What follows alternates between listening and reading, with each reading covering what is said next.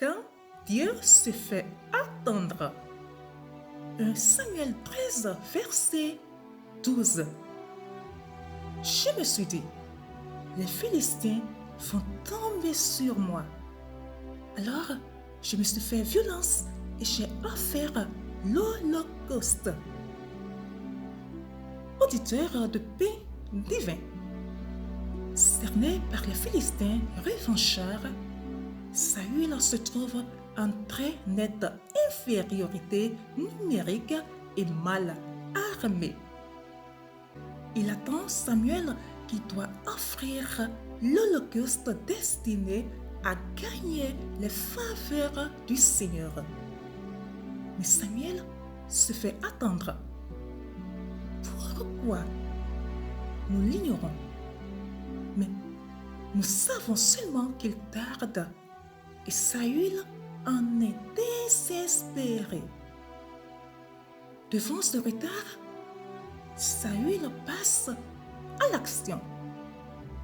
Il présente l'Holocauste lui-même. Saül n'était pas prêtre et n'avait pas les qualités requises pour agir ainsi, mais quelqu'un se devait de le faire. Israël était en danger. N'avez-vous jamais imploré désespérément l'aide de Dieu sans recevoir la réponse au moment attendu? Dieu nous teste souvent de cette manière. La réponse est lente à venir, alors nous décidons de prendre la situation en main. Loin de nous l'idée d'être désobéissant. Nous supposons juste que Dieu n'a pas répondu à nos prières et souhaite que nous nous débrouillions tout seuls. En fait, il attend pour voir ce à quoi nous attachons le plus d'importance, à notre obéissance ou à notre survie. Dieu peut-il vraiment nous imposer un test si difficile? Demandez à Abraham, Esther ou Pierre. Et souvenez-vous de Saül. Notre obéissance sera éprouvée souvent dans les petites choses. Mais ces épreuves reviennent toujours à poser la question suivante.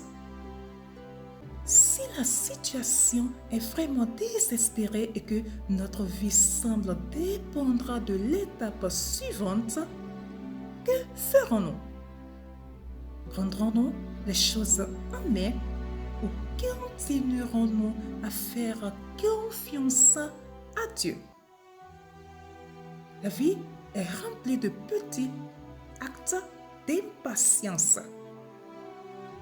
Nous prions, mais nous ne prenons pas le temps d'attendre la réponse.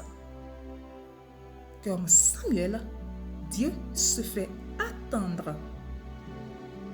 La date butoir semble passer, mais c'est la nôtre, pas celle de Dieu. Alors, nous nous disons que nos prières étaient peut-être mal choisies.